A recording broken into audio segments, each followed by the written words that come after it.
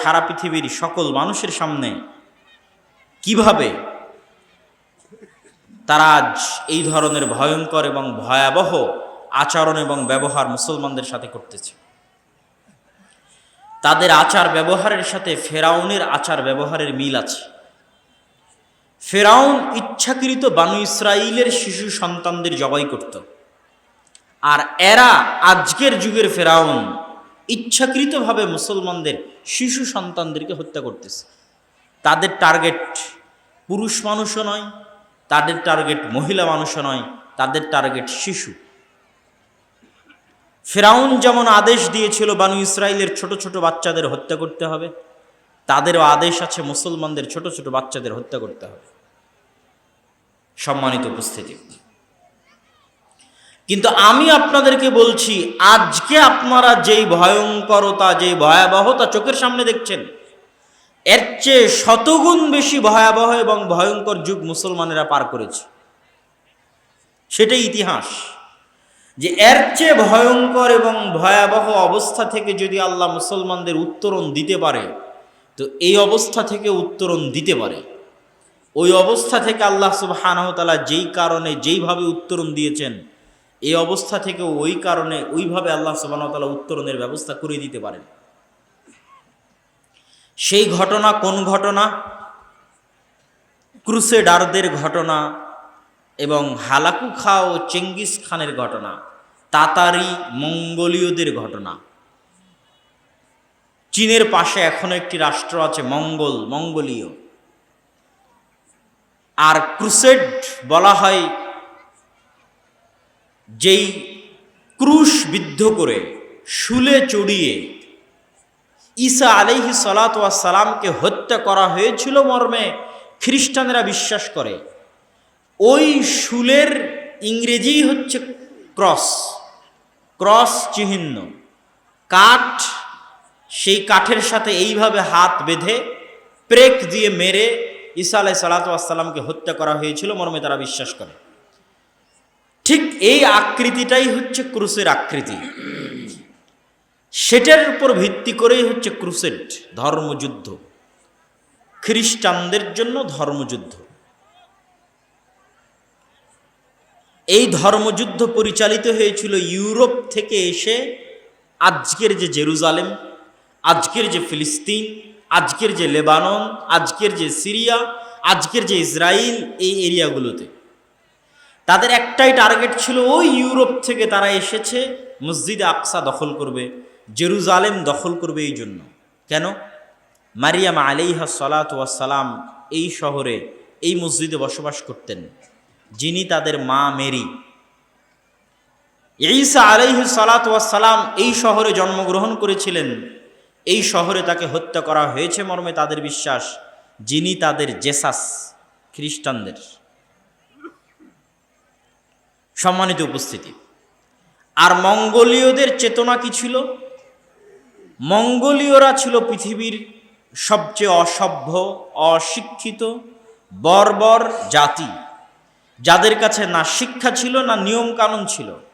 তারা শুধু বুঝতো মানুষের রক্ত পান করতে হবে, মানুষকে নৃশংস পশুর মতো হত্যা করতে হবে। এই জন্য ওই যুগের আলেম ওলামারা মনে করেছিল এরাই ইয়াজুজ এবং মাজুজ। মঙ্গোলীয়রা যখন মঙ্গল থেকে বের হলো, তাতারেরা, চেঙ্গিস খা, হালাকু খারা, তখন এই গোটা মুসলিম বিশ্বের বড় বড় আলেম ওলামারা ফতোয়া দিয়েছিলেন এরাই ইয়াজুজ মাজুজ বের হচ্ছে।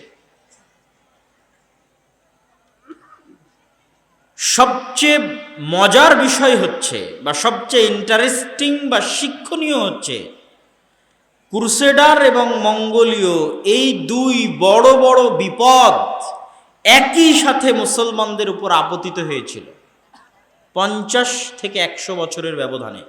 এই জন্য আমি বলেছি ওই যুগটা আজকের যুগের চাইতে বেশি ভয়াবহ ছিল, বেশি ভয়ঙ্কর ছিল, বেশি ভয়ানক ছিল। আজকে গত 10-15 দিনে মাত্র 8-10 হাজার মুসলমানকে হত্যা করেছে। আর হালাকু খা, চেঙ্গিস খা যেদিন বাগদাদে প্রবেশ করে, ওই দিন 6 দিন ব্যাপী, প্রায় 1 সপ্তাহ ব্যাপী লক্ষ লক্ষ মুসলমানকে জবাই করা হয়েছে। লক্ষ লক্ষ হাত দিয়ে ধরেছে এবং জবাই করেছে বাগদাদে। তাহলে একদিকে ইউরোপ থেকে এসেছে ক্রুসেডাররা, আর একদিকে মঙ্গল থেকে এসেছে হালাকু খা এবং চেঙ্গিস খানেরা। এইরকম একটা ভয়াবহ, ভয়ঙ্কর, ভয়ানক পরিস্থিতি থেকে আল্লাহ সুবহানাহু ওয়া তাআলা মুসলমানদের উদ্ধার করেছেন। শুধু উদ্ধার করেছেন তা নয়, যুগ যুগ যাবৎ মুসলমানেরা যেই দেশ বিজয় করতে পারেনি, আল্লাহ এই ক্রুসেডারদের পরাজিত করার পরে, এই মঙ্গোলীয় তাতারদের পরাজিত করার পরে মুসলমানদেরকে সেই দেশ বিজয় করার সুযোগ করে দিয়েছিলেন। যুগ যুগ, সাহাবীদের যুগ থেকে মুসলমানেরা ওখানে গিয়ে মরতো ওই দেশ বিজয় করার জন্য, পারেনি। সেটাই হচ্ছে আজকের তুরস্ক, সেটাই হচ্ছে আজকের ইস্তাম্বুল, সেটাই হচ্ছে আজকের কুস্তুনতুনিয়া। আরবিতে বলে কুস্তুনতুনিয়া, ইংরেজিতে বলে কনস্টান্টিনোপল। রোমান খ্রিস্টানদের সবচেয়ে বড় হেডকোয়ার্টার ছিল। পুরো ক্রুসেডের যুদ্ধের সময়ে জেরুজালেমের বিরুদ্ধে যে যুদ্ধ পরিচালিত হতো, এই যুদ্ধের হেডকোয়ার্টার ছিল তুরস্ক। এটা মুসলিম বিশ্বের সীমানা ছিল রাবাত। হাজার হাজার মুসলমানেরা এই রাবাত, এই সীমানায় গিয়ে মারা গেছে যে কবে আমরা ইস্তাম্বুল বিজয় করতে পারবো, কুস্তুনতুনিয়া বিজয় করতে পারবো। তাহলে দেখেন, মাত্র 200 বছরের মধ্যে ক্রুসেডাররা জেরুজালেম দখল করে নিল, মঙ্গোলীয়রা বাগদাদে লক্ষ লক্ষ মুসলমানকে জবাই করলো। একসাথে এই দুইটা ঘটনা ঘটে যাওয়ার পরে, এই দুইটা ঘটনা থেকে আল্লাহ তো মুসলমানদের উত্তরণ দিলেনই। ক্রুসেডারদেরকে পরাজিত করে আরব বিশ্ব থেকে বিতাড়িত করা হলো, মঙ্গোলীয়দেরকে বিতাড়িত করা হলো। শুধু এখানেই নয়, আল্লাহ সুবহানাহু ওয়া তাআলা মুসলমানদের ক্রুসেডারদের যে হেডকোয়ার্টার ছিল তুরস্ক, ইস্তাম্বুল, কনস্টান্টিনোপল, সেটাও বিজয় করার তৌফিক দিলেন, এবং সেখানেই প্রতিষ্ঠিত হলো মুসলমানদের শেষ খেলাফা, উসমানীয় খেলাফত। এগুলো সবগুলো ঘটল 200 থেকে 300 বছরের মধ্যে। তাহলে যেই মুহূর্তে ক্রুসেডাররা এবং মঙ্গোলীয়রা বাগদাদ এবং জেরুজালেমে আক্রমণ করেছিল, ওই অবস্থা থেকে আল্লাহ উত্তরণ দিয়ে যদি কনস্টান্টিনোপল বিজয় করাতে পারেন, আজকে মুসলমানেরা যেই ভয়াবহ ভয়ানক পরিস্থিতির মধ্যে আছে, এখান থেকে আল্লাহ সুবহানাহু ওয়া তাআলা উত্তরণের ব্যবস্থা করে দিবেন। কিন্তু আপনাকে জানতে হবে তারা উত্তরণ পেয়েছিল কিভাবে। দুইজনের নাম বলে, তাদের সংক্ষিপ্ত ইতিহাস বলে আমরা আমাদের এই পর্ব শেষ করব। একজন হচ্ছেন সালাহুদ্দিন আল আইয়ুবী রাহিমাহুল্লাহ রাহমাতান ওয়াসিআ, আরেকজন হচ্ছে সাইফুদ্দিন কুতজ জাহিরুদ্দিন বেরবাস রাহিমাহুমুল্লাহ রাহমাতান ওয়াসিআ। যেই মুহূর্তে ক্রুসেডারেরা গোটা জেরুজালেম 70 থেকে 80 বছর যাবৎ দখল করে আছে, ওই মুহূর্তে ক্রুসেডারদেরকে মসজিদে আকসা থেকে বিতাড়িত করে মসজিদে আকসা বিজয় করেছিলেন সালাহুদ্দিন আইয়ুবী। সালাহুদ্দিন আইয়ুবীর উত্থান কিভাবে হয়েছিল? সালাহুদ্দিন আইয়ুবী কোথায় থেকে এসেছিলেন? সালাহুদ্দিন আইয়ুবীর যে সময় উত্থান, ওই সময় আব্বাসীয় খেলাফতের পতনের সময়। এখন পর্যন্ত তিনটে বড় খেলাফা মুসলিম বিশ্বে প্রতিষ্ঠিত হয়েছিল।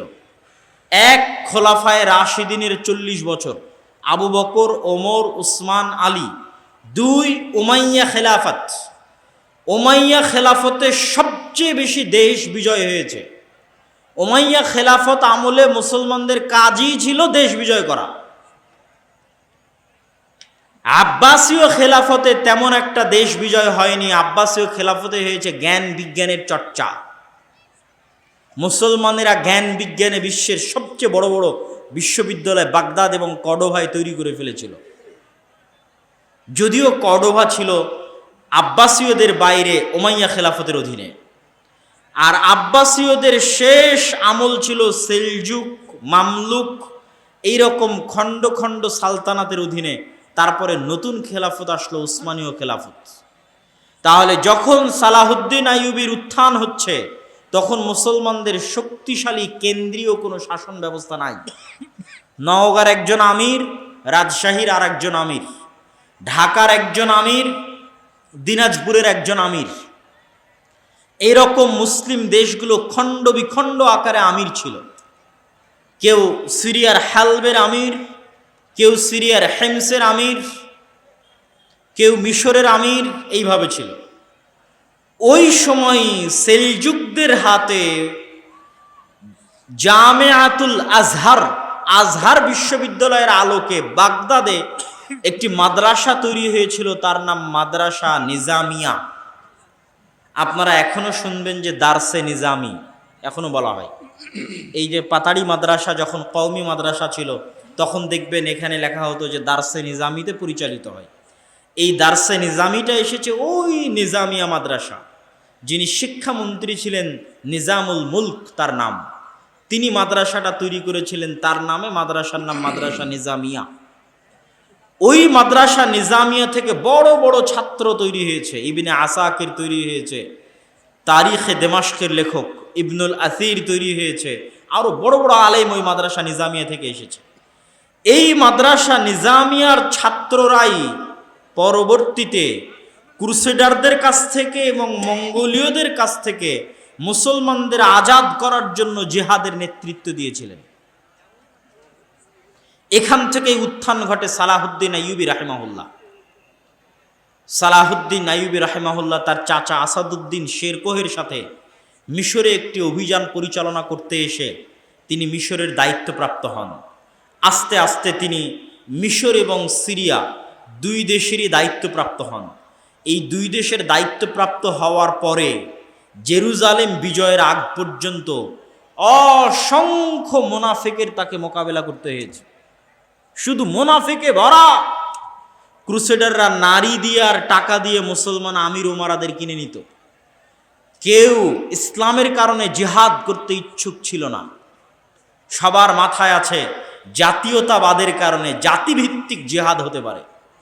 যেমন ইসরায়েলের বিরুদ্ধে আরব বিশ্ব তিনটে যুদ্ধ করেছে জাতীয়তাবাদের উপর ভিত্তি করে, একটা যুদ্ধ জিততে পারেনি, কেননা যুদ্ধটা ছিল জাতীয়তাবাদের কারণে।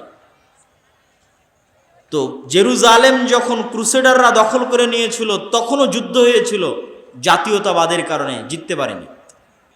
সালাহুদ্দিন আইয়ুবী এই সমস্ত মুনাফিকদেরকে হত্যা করতে করতে, এই সমস্ত মুনাফিকদের ষড়যন্ত্র থেকে মুসলিম উম্মাকে মুক্ত করে তারপরে তিনি মনোযোগ দিলেন জেরুজালেম বিজয়ের জন্য। জেরুজালেম বিজয়ের আগেই, তারও আগে ইমাদউদ্দিন জিঙ্কি, নূরউদ্দিন জিঙ্কি, তাদেরই সিলসিলার ছিলেন সালাহুদ্দিন আইয়ুবী। ইমাদউদ্দিন জিঙ্কি আর নূরউদ্দিন জিঙ্কি তারা জেরুজালেম বিজয় করবেন এই জন্য একটা মিম্বার বানিয়েছিলেন সিরিয়াতে। যেই দিন জেরুজালেমের মসজিদ আকসা বিজয় হবে সেই দিন এই মেম্বার মসজিদ আকসায় স্থাপন করা হবে। ওই মেম্বার এখনো মসজিদ আকসায় আছে। সালাহুদ্দিন আইয়ুবীরও স্বপ্ন ছিল এই যে মেম্বার তৈরি করা হয়েছে, এই মেম্বার আমাকে জেরুজালেমে স্থাপন করতে হবে, মসজিদ আকসায় স্থাপন করতে হবে। এই স্বপ্নে তিনি হজও করেননি, ওমরাও করেননি। পৃথিবীতে আল্লাহর তিনটা ঘর আছে, কাবা, মসজিদে নববী আর মসজিদে আকসা। এই তিনটা ঘরের একটা ঘর, তিনটা ঘরই তো আল্লাহর ঘর। মসজিদ আকসার ফজিলত সম্পর্কে আমি আলোচনা করব, এখানে একটু আপনাদেরকে হিন্টস দিয়ে তারপরে যাব ইনশাল্লাহ মসজিদ আকসার ফজিলতে। আল্লাহ সুবহানাহু ওয়া তাআলার এই তিনটা ঘরের একটা ঘরকে অন্যের দখলে রেখে কেমন করে আমি আল্লাহর আর একটা ঘর জিয়ারতে যেতে পারি, আল্লাহর আর একটা ঘরে হজে যেতে পারি, আল্লাহর আর একটা ঘরে উমরায় যেতে পারি, অথচ ওই মুহূর্তে আল্লাহর আর একটা ঘর বন্দি অবস্থায় আছে। এই ব্যথা, এই কষ্ট সালাহুদ্দিন আইয়ুবীর অন্তরে ছিল, সালাহুদ্দিন আইয়ুবীর হৃদয়ে ছিল। এই জন্য তিনি হজও করেননি, উমরাও করেননি। আগে মসজিদ আকসা বিজয় করবেন, আল্লাহর আর একটা ঘর আগে মুক্ত করবেন বন্দি দশা থেকে, আল্লাহর আর একটা ঘর আগে মুসলমানদের জন্য উন্মুক্ত করে দিবেন, তারপরে তিনি আল্লাহর অন্য ঘর সেটা জিয়ারতের জন্য যাবেন, হজ এবং উমরা আদায় করার জন্য যাবেন।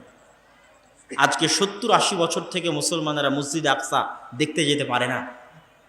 আপনারা কতজন হাজি আছেন আজকে এখানে বসে আছেন, মসজিদে নববী দেখেছেন, মক্কার মসজিদ দেখেছেন, মসজিদ আকসা দেখতে যেতে পারেননি। এ আফসোস থাকা উচিত অন্তরে।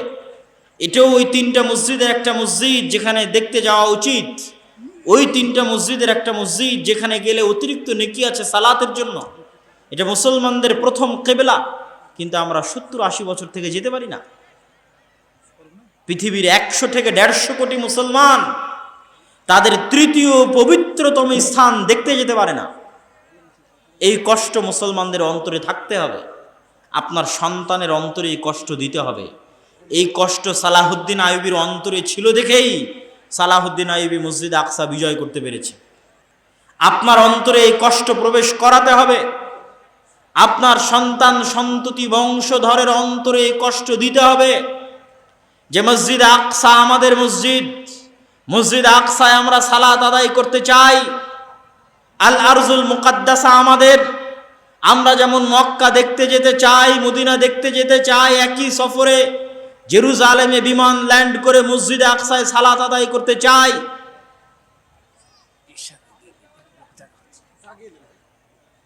আপনারা যারা একটু সামনের দিকে যদি অল্প অল্প করে চেপে বসেন, পিছনে লোকজন জায়গা পাচ্ছে না, একটু অল্প অল্প করে একটু চেপে বসেন যাতে পিছনে লোকজন বসতে পারে। একটু সহযোগিতা করেন। জাযাকুমুল্লাহু খায়রান, বারাকাল্লাহু ফিকুম। আগে আসেন, পিছনের লোক দাঁড়িয়ে আছে, আগে আসেন। যে পিছনে অনেক লোক ঘোরাফেরা করছে, দাঁড়িয়ে আছে, তারা বসতে পারছে না। আপনারা একটু একটু করে সামনের দিকে আগালে তারা বসার সুযোগ পাবে। জি, সম্মানিত উপস্থিতি, সালাহুদ্দিন আইয়ুবীর অন্তরে এই কষ্ট ছিল যে তিনি মসজিদে আকসায় সালাত আদায় করতে পারেন না, মসজিদে আকসায় প্রবেশ করতে পারেন না, মুসলমানেরা পারে না। এই দুঃখে এই কষ্টে তিনি হজ করেননি, উমরা করেননি। এই দুঃখে এই কষ্টে তিনি মিম্বার তৈরি করেছিলেন সম্পূর্ণ আলাদা। যেই দিন মসজিদে আকসা বিজয় হবে সেই দিন এই মিম্বার ওখানে স্থাপিত হবে। সেই যুদ্ধের সময় চলে আসলো, হিত্তিনের যুদ্ধ। 1187 খ্রিস্টাব্দে হিত্তিনের যুদ্ধ।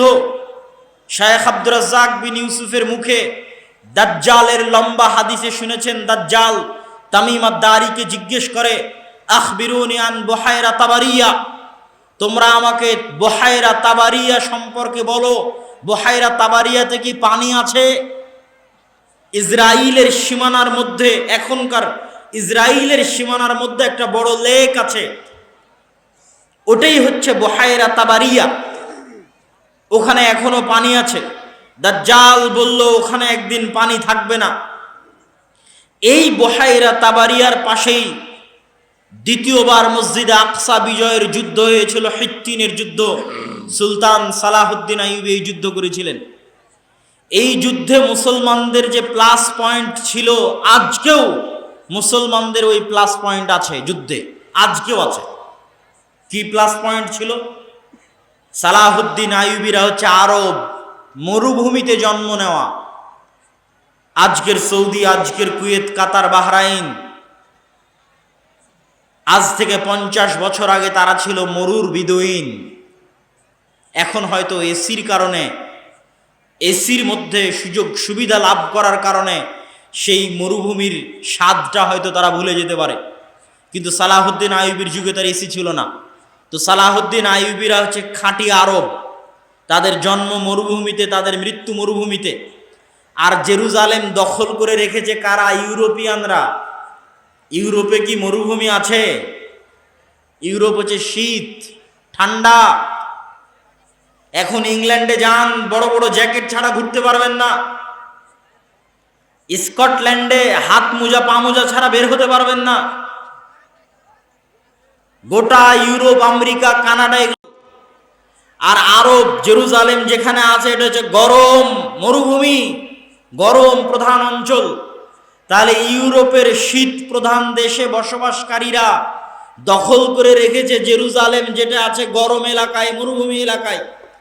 আর সালাহুদ্দিন আইয়ুবী সহ মুসলমান আরবদের জন্মই মরুভূমিতে, বড়ই হয়েছে গরম অঞ্চলে। এই ছোট্ট জিনিসটাই সালাহুদ্দিন আইয়ুবী রাহিমাহুল্লাহ কাজে লাগিয়েছেন যুদ্ধের কৌশল হিসেবে, যে এদেরকে গরম দিয়ে ধ্বংস করে দেব। বড় বড় শক্তিশালী লৌহ বর্ম গায়ে দিয়ে আছে, এমন গরম পরিবেশ সৃষ্টি করতে হবে যাতে গরমের ঠেলাতে লোহার বর্ম খুলে ফেলে দেয়, গায়ে না রাখতে পারে। আসছে তো ইউরোপ থেকে, ইউরোপিয়ানরা যারা সাদা চামড়া, শীত অঞ্চল, তারা গরম সহ্য করতে পারে না, তাদের চামড়ায় ফুসকুড়ি পড়ে যায়, অল্প মাত্রার গরম হলেই চামড়ায় ফুসকুড়ি পড়ে যায়। আজকেও যারা ওখানে আসছে তারা শীত প্রধান অঞ্চল থেকে আসছে। এখানে একটা মজার জিনিস বলে রাখি, মুসলমানেরা ওই অঞ্চলগুলোই বিজয় করতে পেরেছে যেগুলো গরম, আর ওই অঞ্চলগুলো বিজয় করতে পারেনি যেগুলো শীত। তুরস্ক এতদিন বিজয় হতো না এই জন্য যে তুরস্ক শীত। আপনি বলবেন স্পেন তো ইউরোপ বিজয় হয়েছে, স্পেনের যে অঞ্চলগুলো মুসলমানেরা বিজয় হয়েছে এগুলো সবই গরম অঞ্চল। আমি নিজে যেহেতু গেছি, কর্ডোভা, গ্রানাডা, আলহামরা সব ঘুরে এসেছি, এগুলো গরম অঞ্চল, একদম অ্যারাবিয়ান স্টাইলের গরম অঞ্চল। যেখানে থেকে শীত শুরু ওখান থেকে আর মুসলমানেরা বিজয় করতে পারেনি। স্পেনের সীমানার সাথে লাগানো ফ্রান্স, স্পেনের সীমানার সাথে লাগানো ইতালি, ফ্রান্স, ইতালি, জার্মান, এগুলো স্পেনের একদম আমাদের সাথে যেমন ইন্ডিয়া লেগে আছে সেভাবে লেগে আছে। তো মুসলমানেরা স্পেন বিজয় করে আর ফ্রান্সে ঢুকতে পারেনি, স্পেন বিজয় করে আর ইতালিতে ঢুকতে পারেনি। তার সবচেয়ে বড় কারণ ছিল শীত। মুসলমানেরা অভ্যস্ত ছিল গরমে, তারা শীতে যুদ্ধ করতে পারতো না। তাহলে জেরুজালেম যারা দখল করে রেখেছে আর আসছে শীত এলাকা থেকে, সালাহুদ্দিন আইয়ুবী যুদ্ধের ট্রিক্সে খাটালেন যে আমি তাদেরকে পানির যে সরবরাহগুলো আছে এগুলো থেকে একদম আশেপাশের 15-20 কিলোমিটার খালি মরুভূমি থাকবে, এরকম মরুভূমিতে নিয়ে যাব। তো যুদ্ধ শুরু করলেন স্বাভাবিক শহর এলাকাতেই, একটু করে আগান, একটু করে পিছান, একটু করে আগান, একটু করে পিছান, পিছাতে পিছাতে পিছাতে পিছাতে তাদেরকে বুঝাচ্ছেন যে আমরা পরাজিত হচ্ছি, কিন্তু আসলে তিনি তাদেরকে টেনে টেনে মরুভূমির মধ্যে নিয়ে যাচ্ছেন, পানির সকল সরবরাহ থেকে বিচ্ছিন্ন করে দিচ্ছেন। কিন্তু তারা মনে করছে আমরা মুসলমানদের পরাজিত করছি। টানতে টানতে যখন একদম গহীন মরুভূমির মধ্যে নিয়ে চলে আসলেন, যেখান থেকে আশেপাশের 250 কিলোমিটারে না কোনো গাছ আছে, আশেপাশের 250 কিলোমিটারে না কোনো কুয়া আছে, আশেপাশের 250 কিলোমিটারে না পানির ব্যবস্থা আছে। আর সালাহুদ্দিন আইয়ুবী আগে থেকে ওখানে তার সেনাবাহিনী রেডি করে রেখেছিলেন শুধু আগুন জ্বালানোর জন্য। গোটা মরুভূমির চারিদিকে গাছপালা একত্রিত করে ভয়ঙ্করভাবে আগুন জ্বালানোর জন্য। যুদ্ধ হচ্ছে জুন জুলাই মাসে, একদম কাঠ ফাটা রোদে জুন জুলাই মাসের মধ্যে মরুভূমির মধ্যে, একে তো সূর্যের তাপ, একে তো মরুভূমির বালুর তাপ, আর একে তো চারিদিকে জ্বালিয়ে দেওয়া হয়েছে আগুন, আগুনের তাপ। এই ত্রিতাপে ইউরোপিয়ান থেকে আসা বিশাল বিশাল নাইট যোদ্ধারা তাদের গায়ে থাকা লোহার বর্মগুলো গরমের ঠেলায় খুলে ফেলতে থাকলো। আর মুসলমানদের তো জন্মই হয়েছে মরুভূমিতে, তারা গরম সহ্য করাও জানে, তারা গরমে থাকাও জানে, বিনা পানিতে বসবাস করাও জানে। এইভাবে সালাহুদ্দিন আইয়ুবী রাহিমাহুল্লাহ হিত্তিনের যুদ্ধে ক্রুসেডার বাহিনীকে পরাজিত করে বিনা রক্তপাতে মসজিদে আকসা বিজয় করলেন। একটা জিনিস মনে রাখবেন, মুসলমানেরা 2বার মসজিদে আকসা বিজয় করেছে, 2বারই বিনা রক্তপাতে, এক ফোঁটা রক্তও পড়েনি। আর ক্রুসেডাররা যখন মসজিদে আকসা বিজয় করেছে তখনও রক্ত ঝরেছে, আর আজ তো রক্ত ঝরছেই ঝরছেই ঝরছেই। আরো একটা জিনিস মনে রাখবেন, ইতিহাসের সূক্ষ্ম জিনিস আপনাকে বলে যাচ্ছে। ওমর রাদিয়াল্লাহু তাআলা আনহু যখন মসজিদে আকসা বিজয় করেন তখন পাদ্রীরা ওমর রাদিয়াল্লাহু তাআলা আনহুকে জোর করে লিখিয়ে নিয়েছিলেন। চুক্তিনামার মধ্যে ওমর রাদিয়াল্লাহু তাআলা আনহুকে জোর করে লিখিয়ে নেওয়া হয়েছিল যে লেখেন চুক্তিনামার মধ্যে যে এই জেরুজালেমে কোনো ইহুদিকে বসবাস করতে আপনি দিবেন না। ওমর রাদিয়াল্লাহু তাআলা আনহুর কাছে খ্রিস্টানদের দাবি যে আপনি জেরুজালেম বিজয়ের যে চুক্তি, এই চুক্তিতে লেখেন যে এই জেরুজালেমে আপনি কোনো ইহুদিকে বসবাস করতে দিবেন না। এই চুক্তি এখনো আছে লিখিত আকারে, কিয়ামা কানিসা আল কিয়ামা, কিয়ামা গির্জায়, জেরুজালেমের কিয়ামা গির্জায় এখনো লিখিত আকারে ওই চুক্তি আছে, যার মধ্যে ওমর রাদিয়াল্লাহু তাআলা আনহু লিখেছিলেন যে এই জেরুজালেমে কোনো ইহুদিকে বসবাস করতে দেওয়া হবে না। দাবি কাদের ছিল? খ্রিস্টানদের ছিল। আশ্চর্য হবেন, ওমর রাদিয়াল্লাহু তাআলা আনহু প্রথম যিনি ইহুদিদেরকে জেরুজালেম ভিজিট করার, তাদের পবিত্র স্থানগুলো দেখার অনুমতি দিয়েছিলেন, যে তোমরা এসে দেখে ঘুরে যেতে পারো, বসবাস করতে পারবে না। ইহুদিরা নিজে কলমে লিখে গেছে যে গত ১,৫০০ বছর যাবৎ তাদের সবচেয়ে গোল্ডেন টাইম ছিল স্পেনে যে মুসলমানদের শাসন ছিল,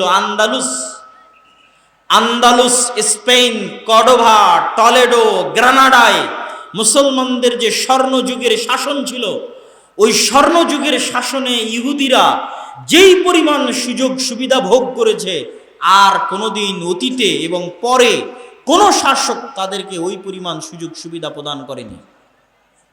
ওই সময় তারা জ্ঞান বিজ্ঞান শিখে, নতুন নতুন থিওরি তাদের মাথায় আসে।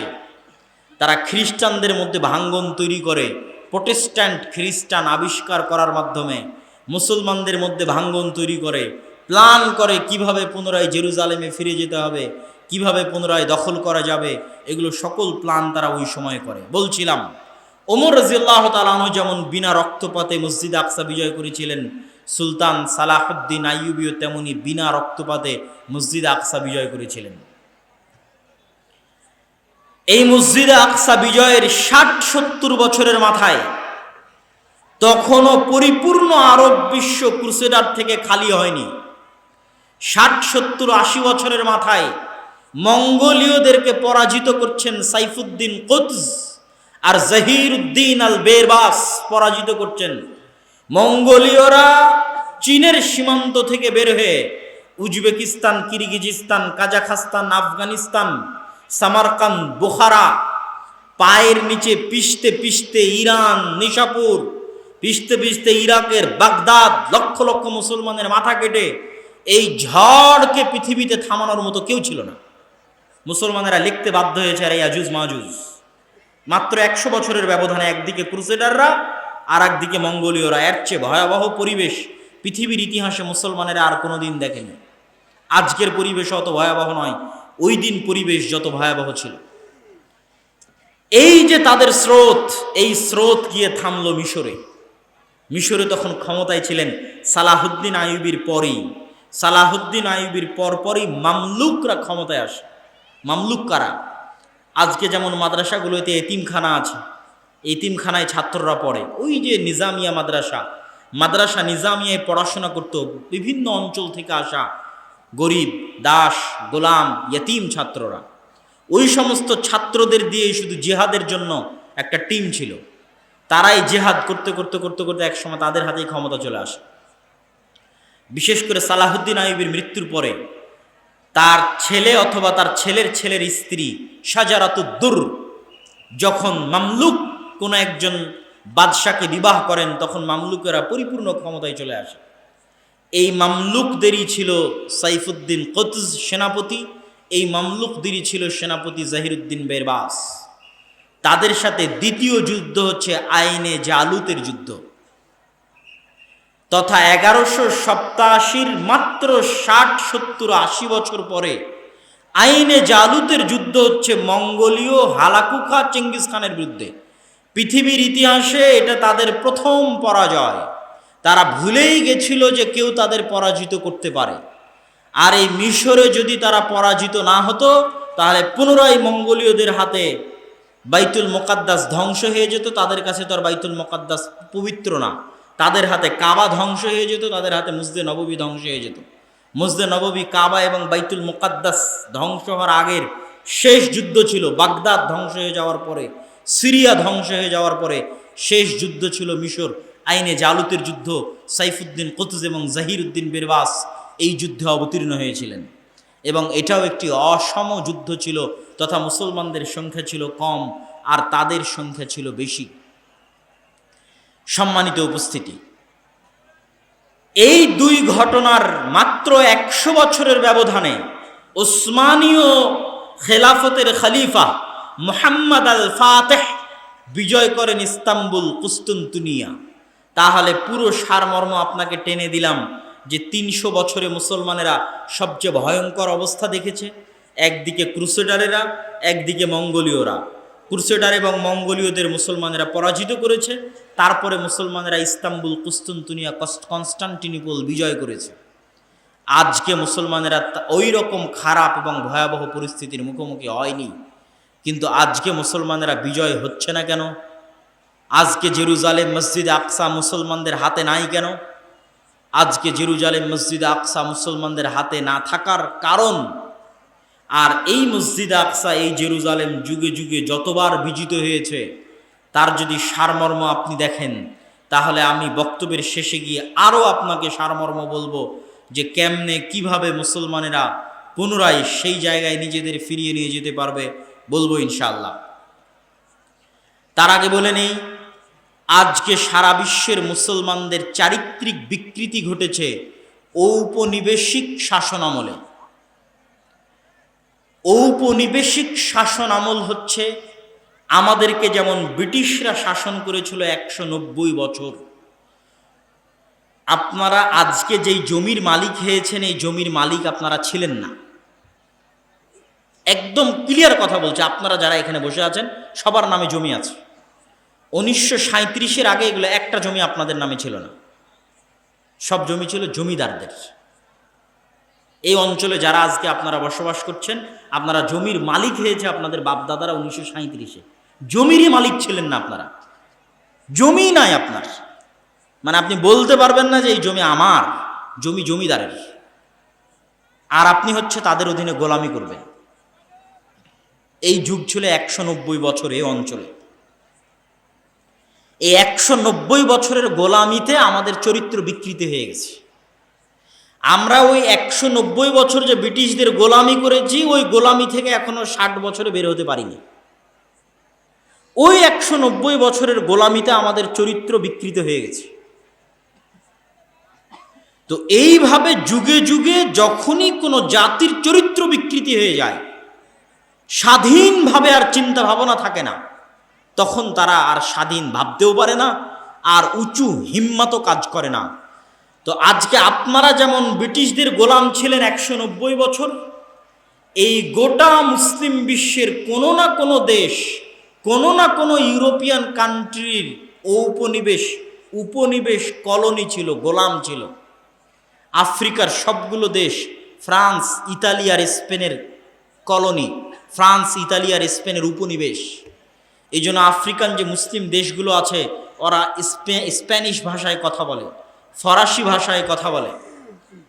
আমাদের ভারত, পাকিস্তান, বাংলাদেশের মানুষ যেমন সবচেয়ে বেশি যায় ইংল্যান্ডে, ঠিক আফ্রিকার মানুষজন সবচেয়ে বেশি যায় ফ্রান্সে, আফ্রিকার মুসলমানেরা সবচেয়ে বেশি যায়, মরক্কোর মুসলমানেরা সবচেয়ে বেশি যায় স্পেনে।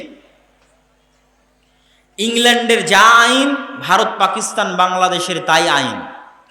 ইংল্যান্ডের রাস্তায় গাড়ি যেই দিক দিয়ে যায়, বাংলাদেশ, ভারত, পাকিস্তানের রাস্তায় গাড়ি ওই দিক দিয়ে যায়। ইংল্যান্ডের গাড়ির যেই সাইডে সিটিং হুইল ধরার জায়গা আছে, বাংলাদেশ, ভারত, পাকিস্তানের গাড়ির ওই সাইডেই জায়গা আছে। ইংল্যান্ডের ভাষা ইংরেজি, ভারত, পাকিস্তান, বাংলাদেশের সেকেন্ড ল্যাঙ্গুয়েজ ইংরেজি। আবার ফ্রান্স, জার্মানি, ইতালি, স্পেন, এরা যে দেশগুলো শাসন করেছে, এদের দেশের রাস্তা যেই সাইড দিয়ে গাড়ি যাবে, ফ্রান্সের ওই কলোনিতে যাই দেখবেন ওই সাইড দিয়ে গাড়ি যায়।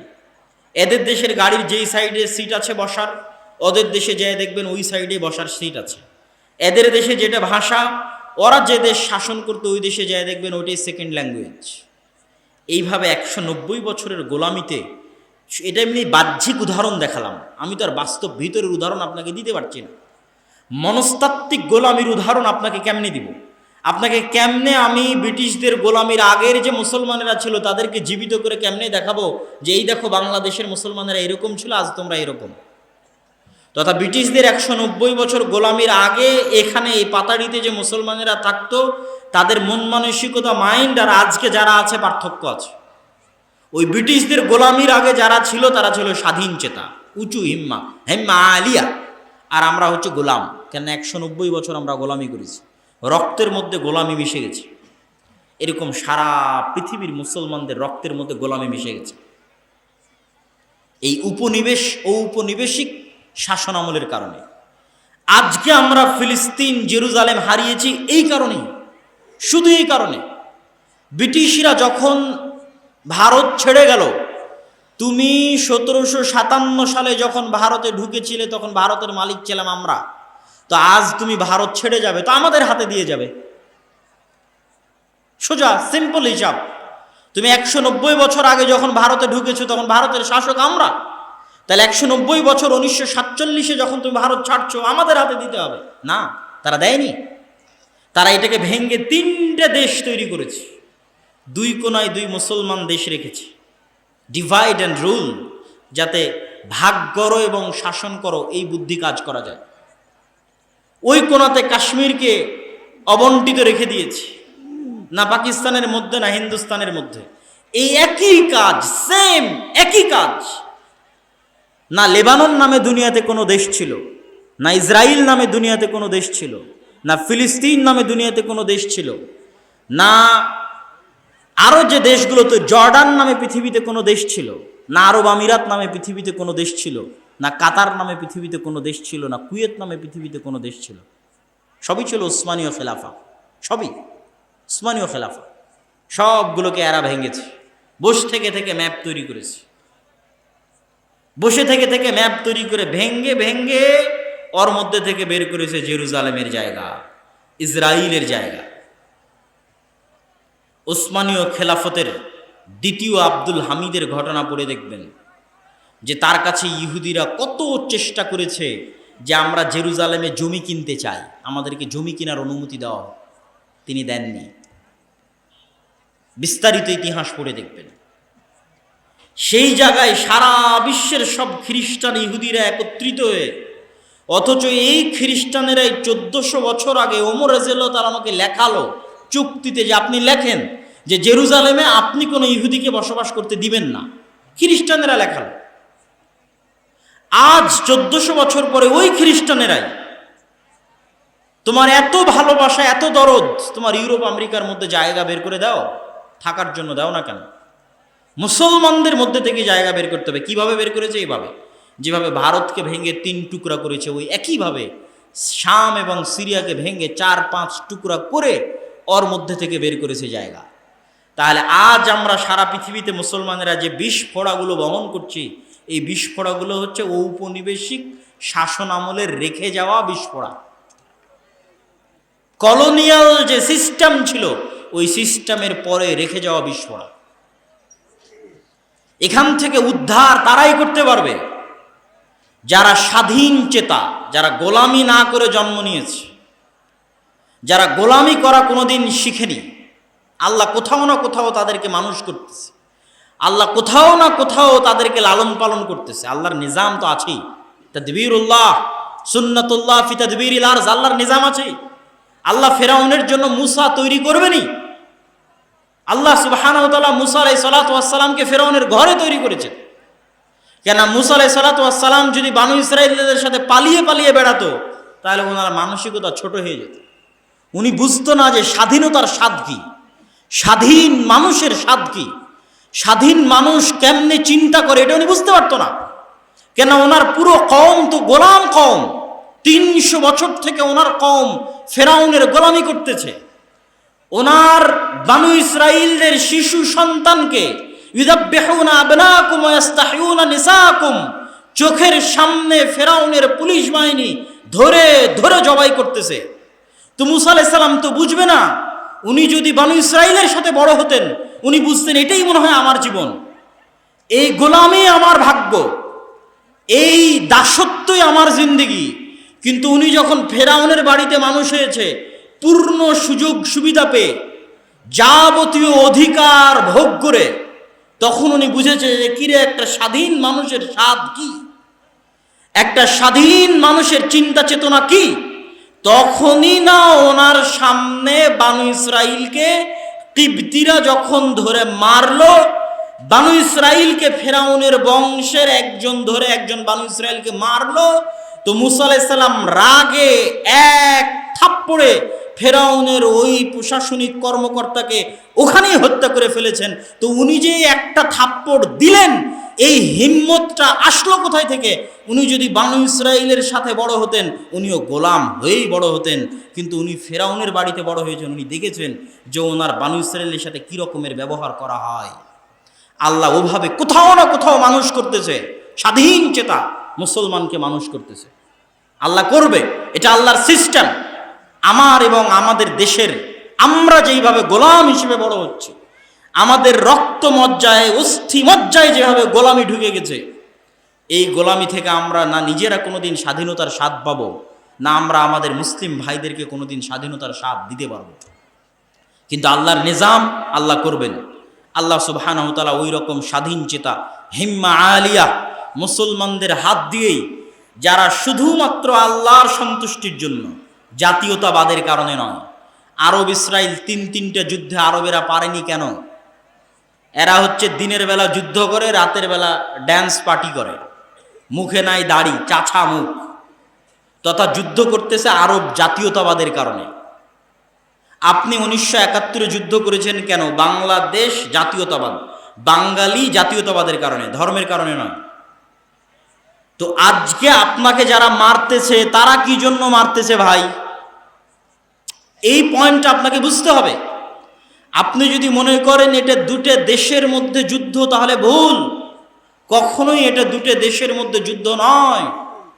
আজকে যারা আপনাকে জেরুজালেম এবং ফিলিস্তিনে হত্যা করতেছে, তারা এটাকে দিন মনে করে, তারা এটাকে ইবাদত মনে করে, তারা এটাকে ধর্ম মনে করে হত্যা করতেছে। আর আপনি তাদের সাথে ডিল করবেন সেকুলারিজম দিয়ে, আপনি তাদের সাথে ডিল করবেন ন্যাশনালিজম দিয়ে, জাতীয়তাবাদ দিয়ে, ধর্মনিরপেক্ষতাবাদ দিয়ে। অসম্ভব। আপনার ভাগ্যে কোনোদিন বিজয় আসবে না। আপনি নিশ্চিত থাকেন, 100% নিশ্চিত থাকেন, প্রত্যেকটা মুসলমানের সন্তানকে হত্যা করা হচ্ছে গাজায় শুধুমাত্র ধর্মীয় কারণে, শুধুমাত্র ধর্মীয় কারণে। ধর্মীয় কারণটা কি? ধর্মীয় কারণটা হচ্ছে বানু ইসরাইল। বানু ইসরাইল মানে কি? ইসরাইল হচ্ছে ইয়াকুব আলাইহিস সালাতু ওয়াস সালাম। ইয়াকুব আলাইহিস সালাতু ওয়াস সালাম কে? ইসহাক আলাইহিস সালাতু ওয়াস সালামের ছেলে। ইসহাক কে? ইব্রাহিম আলাইহিস সালাতু ওয়াস সালামের ছেলে। ইব্রাহিমকে তারা বলে আব্রাহাম, ইসহাককে তারা বলে আইজ্যাক, ইয়াকুবকে তারা বলে জ্যাকব। ইয়াকুবের ছেলে হচ্ছে ইউসুফ, ইউসুফকে তারা বলে Joseph. Saint Joseph school and college. Saint Joseph মানে Hazrat Yusuf school and college. আপনি যে ইউসুফ আলাইহিস সালাতু ওয়াস সালাম, ওই জোসেফ উনি আলাদা কোনো ব্যক্তি না। আপনি বলছেন হজরত ইউসুফ, উনি বলেছে সেন্ট জোসেফ। তাহলে পৃথিবীর এই তিনটে আসমানি ধর্ম হচ্ছে আব্রাহামিক রিলিজিয়ন বা সেমেটিক রিলিজিয়ন, তথা ইব্রাহিম আলাইহিস সালাতু ওয়াস সালামের পক্ষ থেকে পাওয়া ধর্ম বা সেমেটিক ধর্ম। সেমেটিক মানে কি? নূহ আলাইহিস সালাতু ওয়াস সালামের 3 ছেলের এক ছেলে হচ্ছে সাম, আর এক ছেলে ইয়াফেস, আর এক ছেলে হাম। যারা নৌকাতে উঠেছিলেন 3 ছেলে, যাদেরকে আল্লাহ বাঁচিয়ে রেখেছিলেন মুমিন হিসেবে, তাদের একজন সাম, তাদের একজন ইয়াফেস, তাদের একজন হাম। যাদের গায়ের রং মেটে হয় আমাদের মতো, আরবদের মতো ধূসর হয়, তারা হচ্ছে সামের বংশধর। যাদের গায়ের রং সম্পূর্ণ সাদা হয় ইউরোপিয়ানদের মতো, রাশিয়ানদের মতো, তারা হচ্ছে ইয়াফেসের বংশধর। যাদের গায়ের রং সম্পূর্ণরূপে কালো হয়, তারা হচ্ছে হামের বংশধর। তো দুনিয়াতে আল্লাহ যত নবী পাঠিয়েছেন সব পাঠিয়েছেন সামের বংশে। এই জন্য তিনটা ইসলাম, ইহুদি, খ্রিস্টানকে বলা হয় সেমেটিক রিলিজিয়ন, তথা সবগুলো সাম থেকে সেমেটিক, সবগুলো সামের বংশে। এখানে আরও একটা মজার জিনিস যদি আপনারা মনে রাখতে পারেন, রাখবেন। যারা ইউরোপ আমেরিকায়, যারা অনলাইনে শুনতেছেন, তারাও মনে রাখতে পারেন। আপনাদের যাওয়ার ভাগ্য হলে মনে রাখবেন, না হলে রাখবেন না। কিন্তু যারা অনলাইনে শুনছেন তারা মনে রাখতে পারেন। যারা সাদা চামড়ার, তাদের সাদা চামড়া নিয়ে গর্ব আছে। ওরা বাহিরে যতই মিষ্টি কথা বলুক, ভিতরে সাদা চামড়ার গর্বে ভরা। আপনি যেমন এখান থেকে ইন্ডিয়া গেলে আপনাকে বাঙালি বলে ছোট করবে, এখান থেকে পাকিস্তান গেলে বাঙালি বলে ছোট করবে, ঠিক আবার আরবে গেলে বাঙালি বলে ছোট করবে। তো ঠিক তখন ইউরোপে যাবেন, তখন গোটা এশিয়া বলে ছোট করবে। গোটা ইন্ডিয়া, পাকিস্তান, বাংলাদেশ, চীন সব মিলে হচ্ছে এশিয়া। এরা হচ্ছে এশিয়া থেকে আসছে, এশিয়া বলে ছোট করবে, কেন এদের গায়ের রং সাদা নয়। তো আপনি যতই ওদের নাগরিকত্ব নেন, এই চামড়া যদি পরিবর্তন না করতে পারেন, তাহলে কোনো না কোনো এক সময় গিয়ে আপনি ডিসক্রিমিনেশনের শিকার হবেন। মজার জিনিস কি? মজার জিনিস হচ্ছে তারা যে সাদা চামড়ার গর্ব করে, আবার তারা যে নবীর অনুসরণ করে। খ্রিস্টানেরা যদি, ইউরোপ আমেরিকার খ্রিস্টানেরা যদি সাদা চামড়ার গর্ব করে, নবীর অনুসরণ করে কোন নবী? ঈসা আলাইহিস সালাম। ঈসা আলাইহিস সালাম সাদা চামড়ার ছিলেন না। আমার নবী যেই চামড়ার, ঈসা আলাইহিস সালাম ওই চামড়ার। কথা কি আমার বুঝতে পারছেন? কেন ঈসা আলাইহিস সালাম হচ্ছে সামের বংশধর, সেমিটিক রিলিজিয়ান। আরবে জন্মগ্রহণ করেছেন ঈসা আলাইহিস সালাম, ফিলিস্তিনে জন্মগ্রহণ করেছেন। ঈসা আলাইহিস সালাম ও ইব্রাহিমের সন্তান, মুহাম্মদ সাল্লাল্লাহু আলাইহি ওয়াসাল্লাম ইব্রাহিমের সন্তান। তাহলে ওরা যে সাদা চামড়ার গর্ব করে, সাদা চামড়ায় আল্লাহ কোনো নবী পাঠায়নি। সব নবী আল্লাহ সুবহানাহু ওয়া তাআলা পাঠিয়েছেন নূহের সন্তান, সামের বংশ। তো আমি আপনাদেরকে যে পয়েন্টটা বলতে চাচ্ছিলাম, যে কেন তারা ধর্মীয় কারণে গাজ্জার মুসলমানদের হত্যা করতেছে, রিলিজিয়াস কারণে, শুধু ধর্মীয় কারণে মুসলমানদের হত্যা করতেছে। কি সেই কারণ? তো ইব্রাহিমের ছেলে ইসহাক বা আইজাক, ইসহাকের ছেলে ইয়াকুব বা জ্যাকব, ইয়াকুবের ছেলে ইউসুফ বা জোসেফ আলাইহিমুস সালাতু ওয়াস সালাম, তারপরে একের পর এক ইউসুফ আলাইহিস সালাতু ওয়াস সালাম, উনি মিশর, ফিলিস্তিন থেকে বিক্রি হয়ে চলে গেলেন মিশরে, মিশরে মন্ত্রী হলেন। তারপরে উনি দুনিয়া থেকে বিদায় নিলেন। ওনার বাপ, ওনার ভাইয়েরা সব মিশরে ওনার কাছে ছিল। তার 300 বছর পর বা 100-150 বছর পর ওনার বংশধরেরা ফেরাউনের কাছে গোলাম হয়ে গেল। তারপরে ওনার বংশী জন্ম নিল মুসা। মুসা আলাইহিস সালাম সবাইকে নিয়ে চলে আসলেন নদীর এপারে, পুনরায় ফিলিস্তিনে। ফেরাউন নদীতে ডুবে মারা গেল। পুনরায় ফিলিস্তিনে ঢুকবেন, সিনাই মরুভূমিতে ঘুরপাক খাচ্ছেন। তারপরে আস্তে আস্তে আসলো সেই বংশে দাউদ, আস্তে আস্তে আসলো সেই বংশে সুলাইমান, তারপরে আস্তে আস্তে সেই বংশে আসলো ঈসা, তারপরে আস্তে আস্তে সেই বংশে আসলো ইয়াহইয়া, সেই বংশে আসলো জাকারিয়া। তাহলে ইব্রাহিম থেকে শুরু করে এই পর্যন্ত সব নবী আসলো ইসহাকের বংশে, ইয়াকুবের বংশে। আর ইব্রাহিম ওই যুগেই তার আরেক ছেলেকে ফিলিস্তিন থেকে 1500 কিলোমিটার দূরে পায়ে হেঁটে আরেক স্ত্রী, আরেক ছেলেকে রেখে আসলেন মক্কায়। এটাই হচ্ছে আল্লাহর অলৌকিকত্ব, আল্লাহ সুবহানাহু ওয়া তাআলার নিজাম, পৃথিবী পরিচালনায় আল্লাহর নিজাম। আল্লাহ এইভাবেই পৃথিবীর সিস্টেমটা সাজাবেন। তো ইব্রাহিম আলাইহিস সালাতু ওয়াস সালাম ওই যুগে তার আরেক স্ত্রী, আরেক ছেলেকে রেখে আসলেন কোথায়? কাবার পাশে। তাওরাত, জাবুর, ইনজিল সব বইয়ের মধ্যে আছে ইব্রাহিমের আরেক ছেলে ইসমাইল, নাম সহ উল্লেখ করা আছে। তারাও বিশ্বাস করে আবুল আরব, আরবদের পিতা হচ্ছে ইসমাইল। সমস্যা কি? সমস্যা হচ্ছে তারাও অপেক্ষায় ছিল শেষ নবী আসবে তাদের উদ্ধারের জন্য। ইহুদিরা দুইবার অপেক্ষায় ছিল যে তাদের উদ্ধারের জন্য কেউ আসবে। এক, ঈসা আলাইহিস সালামের আগমনের পূর্বে তারা অপেক্ষায় ছিল ঈসা মাসিহ কেন বলা হয়, আবার মাসিহুদ দাজ্জাল কেন বলা হয়। ঈসার সাথেও মাসিহ, দাজ্জালের সাথেও মাসিহ। মাসিহ মানে কি? উদ্ধারকারী। তো ঈসা মাসিহ মানে ঈসা উদ্ধারকারী, মাসিহুদ দাজ্জাল মানে দাজ্জাল উদ্ধারকারী। তো ঈসা আলাইহিস সালাতু ওয়াস সালাম উদ্ধারকারী হিসেবে এসেছিলেন ইহুদিদেরকে উদ্ধার করার জন্য। তারা ঈসা আলাইহিস সালাতু ওয়াস সালামকে অপবাদ দিয়ে হত্যা করলো তাদের বিশ্বাস অনুযায়ী। আর কোরআনের বিশ্বাস অনুযায়ী, আমাদের বিশ্বাস আল্লাহ উঠিয়ে নিলেন, হত্যা করতে পারেনি। কিন্তু এই হত্যার আযাবে তারা জেরুজালেম থেকে বিতাড়িত হয়ে গেল। ওই বিতাড়িত হওয়ার সময় ইহুদিরা সব একটা, প্রায় 3টে ইহুদি গোত্র এসে জমা হলো মদিনাতে।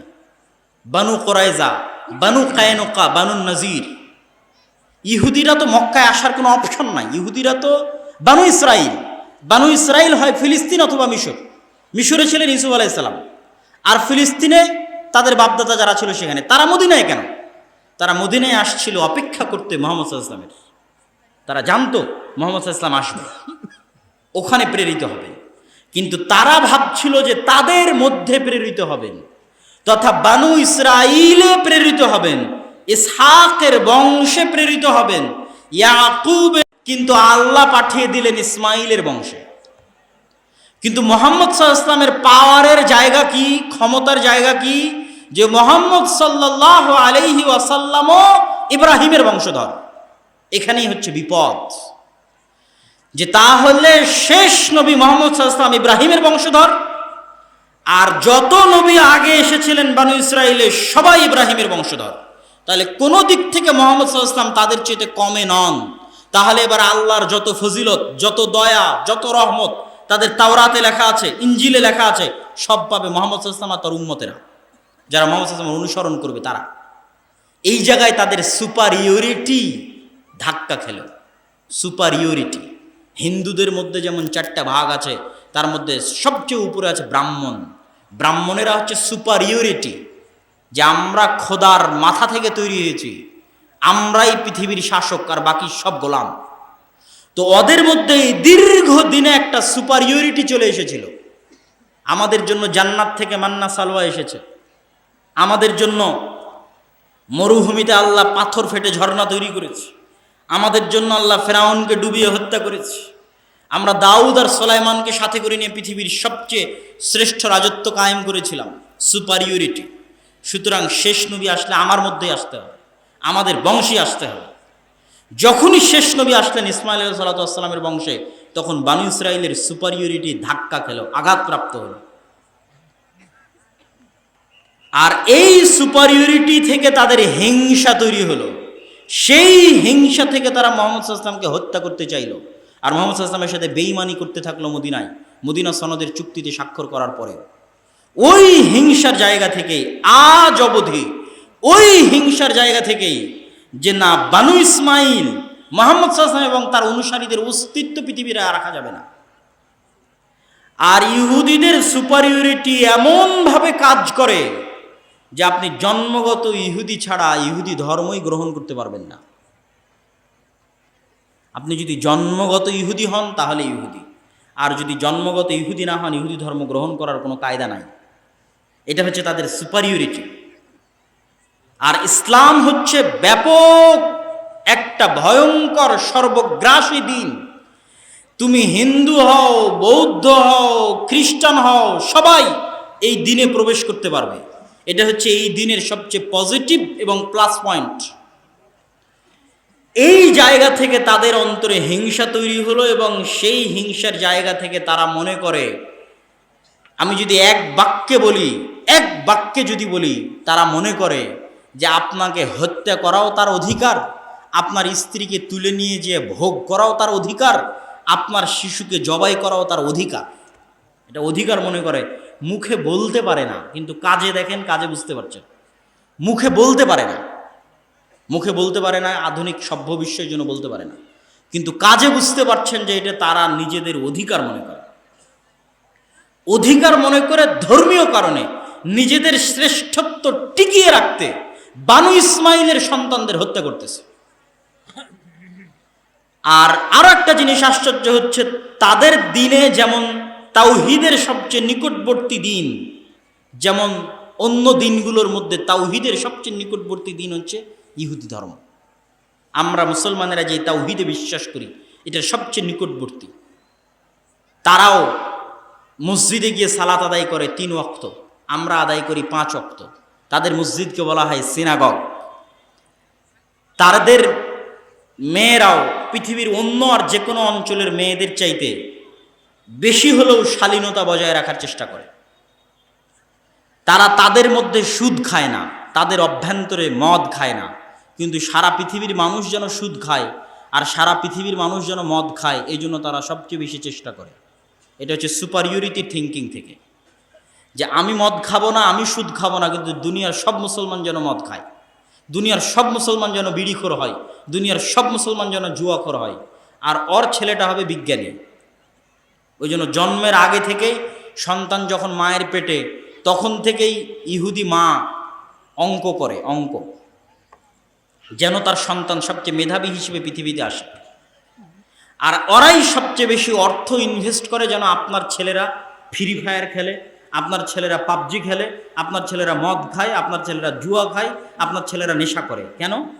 যখন এরা নেশা করবে, মদ খাবে, জুয়া খেলবে, তখন এরা গরু ছাগল।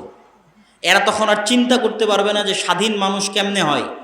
ওই যে মুসা আলাইহিস সালাম যদি ফেরাউনের গোলামি করে বড় হতেন, চিন্তা করতে পারতেন না যে স্বাধীন মানুষের সুযোগ সুবিধা কি, মানুষের আত্মমর্যাদা, আত্মসম্মান কি। যখন ফেরাউনের বাড়িতে বড় হয়েছেন, তখন বুঝেছেন যে আমার কওমকে তো জুলুম করছে, আমার রক্তের বানু ইসরাইলের উপর তো অত্যাচার হচ্ছে। তাহলে যখনই আপনি নেশাখোর, যখনই মদখোর, তখন মানুষের জায়গা থেকে নিচে নেমে গেছে। যখনই জুয়াখোর, মানুষের জায়গা থেকে নিচে নেমে গেছে। আপনার মেধা কাজ করবে না, আপনার বিবেক কাজ করবে না, তখন গরু ছাগলের মতো আপনাকে জবাই করা যাবে, গরু ছাগলের মতো আপনাকে হত্যা করা যাবে। আর সারা পৃথিবীতে মুসলমানেরা গরু ছাগলের মতোই। আমি নিজে চোখে দেখে বলতেছি, দূরবীন দিয়ে দেখে বলতেছি। তার সবচেয়ে বড় উদাহরণ হচ্ছে লিবিয়ার কোনো বন্দর থেকে, ভূমধ্য সাগর থেকে যে বাতাস দিয়ে ফুলানো নৌকায় সারা পৃথিবী থেকে মুসলমানেরা জমা হয়েছে, অবৈধ পথে ইউরোপে ঢুকবে। তাই বাংলাদেশ থেকেও গেছে শত শত, পাকিস্তান থেকে গেছে, ইয়েমেন থেকে গেছে, সিরিয়া থেকে গেছে, নারী পুরুষ গাদাগাদি করে 400-500 জন রোহিঙ্গাদের মতো ওই নৌকাতে আছে।